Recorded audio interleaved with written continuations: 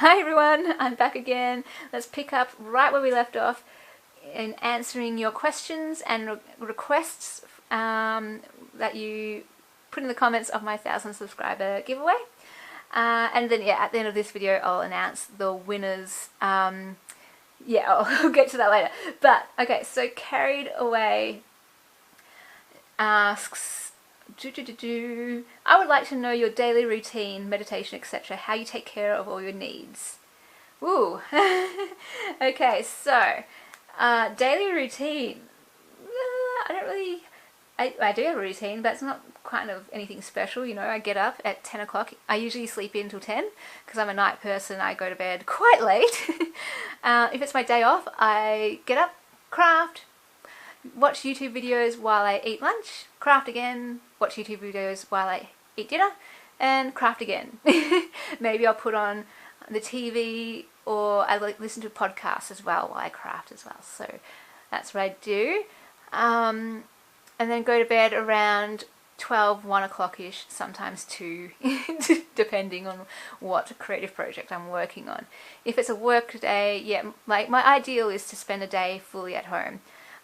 If it's a work day though, I will knock out any errands I need to do so that I don't have to leave the house the next day. So I'll go to the post office, I'll go do the shopping, food shopping and all that kind of stuff all on that day that I'm out. So self-care, what was that? How do you take care of all your needs? Well, yeah, that's pretty much it. And just, making that time to craft, and I literally, that's how it's an intentional lifestyle choice that I have set up my life this way, I suppose, so that I can maximize the amount of crafting time I get, and time to reflect and think and process and all of that kind of stuff. I'm not sure if I'm answering what you want me to answer, but anyway. Elvis is a big sweetie says, oh, I love your energetic personality, and I've often wondered if once you start making journals, can you just make them continuously without stopping? In other words, do you get so wrapped up in what you're doing because you're enjoying it so much? Is it hard for you to stop until you're done with one? Well, yeah, it's not so much that it's hard for me to stop, because the point is I don't want to stop. So I don't. I'm enjoying what I do. I want to keep doing it. And so I will. I'll just keep doing it. So why would I stop? so yeah, I do. It's easy when you're in a project for me to just keep making it till I'm done. But like I said, if I'm getting over a project, I'll move on to a different journal. But ideally, I do like to just work on one journal at a time until I'm finished, for sure.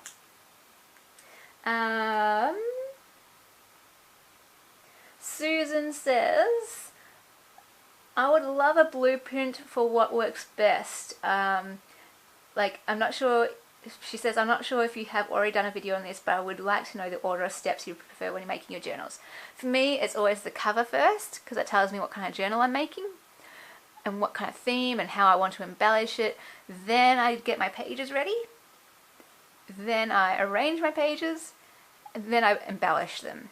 So usually I bind it first and then embellish, but now that I'm getting more into my sewing machine, I arrange all my pages, and before I bind them, I will sew the embellishments onto the pages and then bind them. So that's how I do it, that order. Again, if you want me to elaborate, just feel free to let me know in the comments what I can clarify or chat more about. More questions about inspiration. Austin Arnold says, I looked in your Etsy and I'm very interested in your faith journals, especially the male ones. I'm not sure how many videos you have of that nature, but it would be good to see. So I've done lots of videos on my faith journals, but only one on the male faith journals, and I haven't done any other male versions so far. I'm more of a girly girl, so I don't really have any desire to do any male journals, but who knows, in the future I may.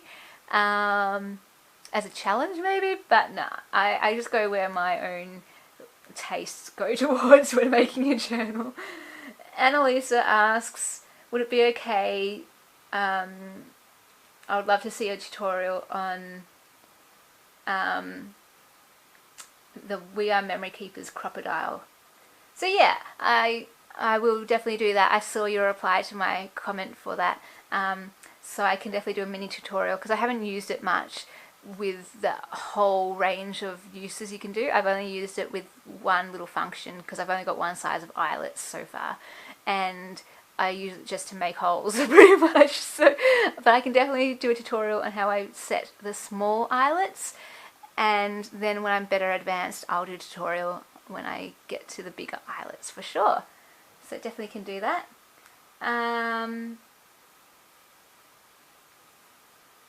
Yeah, so more about just deconstructing a book, start to finish.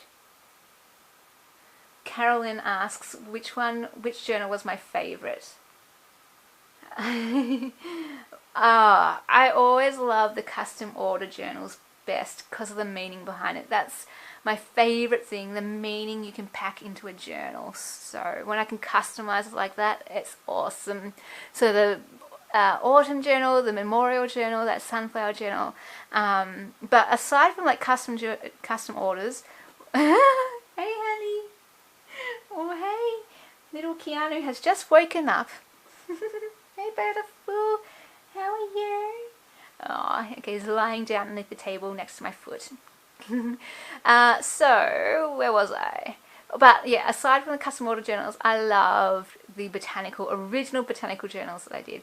They so inspired me to do that new set of botanical journals, and even though I love them, there's something about the original ones that I made that I love. But aside from that, I also really love the Sleeping Beauty journal that I made with the hardcover, and I'm tempted to keep it. It is in my shop, and if it stays in there any longer, I think I may just keep it. I really like it. Alright, last question here, and this is a nice, good, deep one to end on. I love deep questions. Debbie asks, my question is quite personal, so A, I'm having trouble wording it, B, don't answer if you don't want to. I love questions. You can ask anything. The deeper the better. How is God a part of your mental health and depression story? I'm assuming he was. Yes he was. And it's kind of hard to kind of say this or talk about this in that it wasn't like a major thing he did that helped me that I can point to, because when I go through like the lessons that I've learned, they all came through mostly like books that I read and just talking to people and getting a toolkit, talking to a psychologist. The main thing was just getting a toolkit that could work for me to overcome depression and anxiety. But what I will say is, with God, he was my foundation. He was the thing that kept me up, I suppose, because when you're in depression you can feel like you're drowning, you're in a hole, you're just sinking down, down, down, down. And if you don't have a foundation or something, a base level to cope with things, then you can't really get a toolkit. There's no point, because it just won't go in. It will just go over your head because you can't retain it. There's no energy, there's nothing that can hold on to it, because I don't know if that makes sense. So I had a foundation to stand on, even though things were crazy and it was a whirlwind and whatever. I still had that, without a doubt, knowledge that, God loved me, and that was my foundation to stand on. And because I could stand on that, then I could work on things like tools, how to overcome the depressive cycle and the inaccurate thoughts, and working along those key issues, root causes, false beliefs, those kind of things. But yeah, he was my foundation. And even though I might not, back then, like even now, understand his love or fully accept it or fully appreciate it, I still, at the core of me, had this belief that he loved me. And without that, who knows where I'd be. But also, in another way, the way he helped me through, I guess, is the way he orchestrated everything. I believe he brought those books into my life, and those people in my life, and those conversations and those experiences for me to learn the things that I needed to learn, to undo those wrong beliefs, and to build up a stronger sense of identity and worth in the right things and not the wrong things, which was like people pleasing and other people's opinions and things. So yeah, he was definitely a big part of my journey, but the main underlying kind of subconscious thing was just his foundation of love. and then after that how he orchestrated everything, and then after that I would say, yeah, he did give specific ways he helped me as well. Like he would teach me or show me what wrong belief I had or what I need to deal with here, and how to, yeah, there's just lots of things. So many things, and that's why I'm going to write this book about it, because there's like 101 lessons that I learned from that journey, and I'm going to try to capture them all in a drawing each, so that it's easily communicated and a way for people to connect with them. Alright, I hope that was helpful, and I will definitely elaborate on that. I feel like I'm being led to more and more just share that journey, because I just keep getting so many comments and messages and emails from people who suffer with depression and anxiety, or who have been through it before, and it's just like, alright, I'm getting the message. We got to talk about this stuff. We got to share. I got to share what I've learned in case it helps someone, and I believe it will. So all of the things we go through will help others. I'm so excited because I want to get onto the giveaway winners.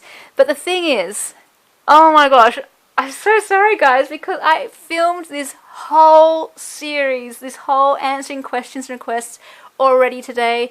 You know, it took me an hour, and then I went to upload and it was all wrong. And so, oh my gosh, I've had to film this whole thing again. So I've already, in that original video series, announced the winners, and so I can't pull the names out, but I did have 2 baskets. I already put them into one, and this one was for the big giveaway, and this one was for the sneaky giveaway. So I'm sorry you can't get the moment where I was like, ah, who is it, who is it? I filmed that and then deleted the video. So I'm so sorry you don't get that, capture that moment, but I can tell you that the winner of the main giveaway, 1,000 subscriber giveaway, was Lorraine McNeil.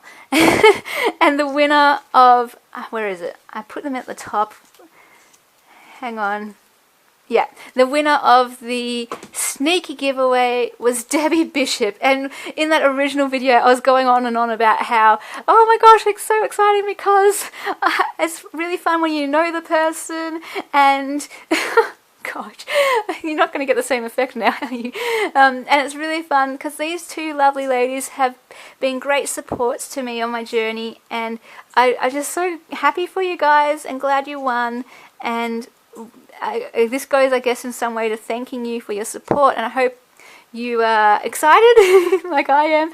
And Lorraine, though, because you entered the initial 1,000 subscriber giveaway, you get first preference of which journal you want, and then, yeah, Debbie, you get second choice.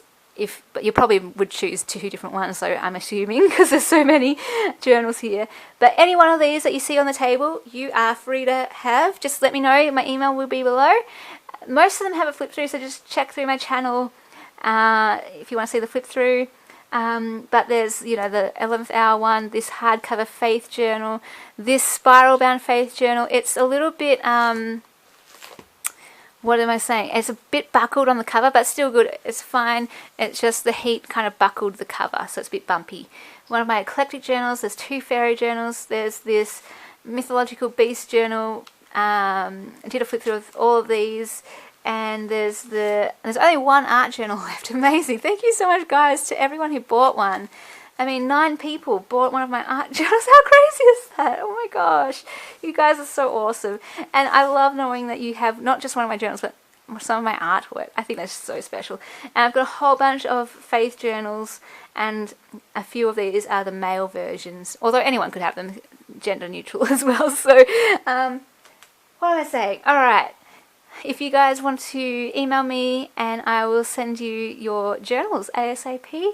And I just want to end with a big huge thank you to everyone for entering, for all your responses, your requests, your questions, and for your support. Oh my gosh, for your support of my journey. Some of you are new subscribers, some have been following me for a while, but to all of you I say thank you so much, and looking forward to continuing on this journey with you guys, and I will see you guys in the next video. Oh wait, before I sign off, let's see what's upcoming, because I'm so excited.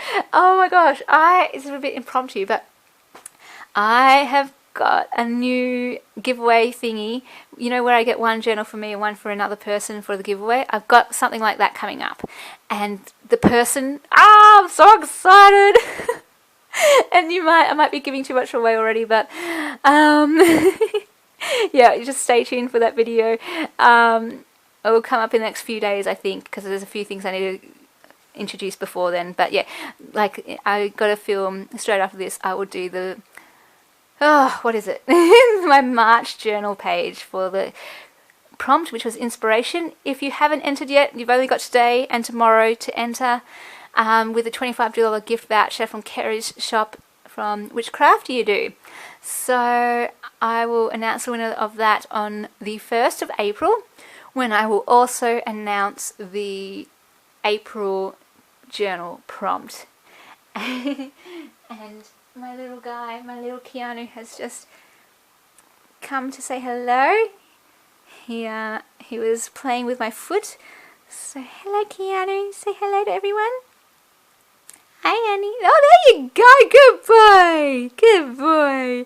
That's a good look at your beautiful blue eyes. He got so many lovely comments. I'm so adorable. Yeah, I love you. I love you. Yes, I do. You're gorgeous. You're such a beautiful movie star. You are. And I love how you guys said that you would like to see him grow up. So yeah, I'll share him in the videos and you can see how he grows. Oh, he's adorable. He's so cute. I love him. Alright, bye guys. I'll see you guys next video. Bye.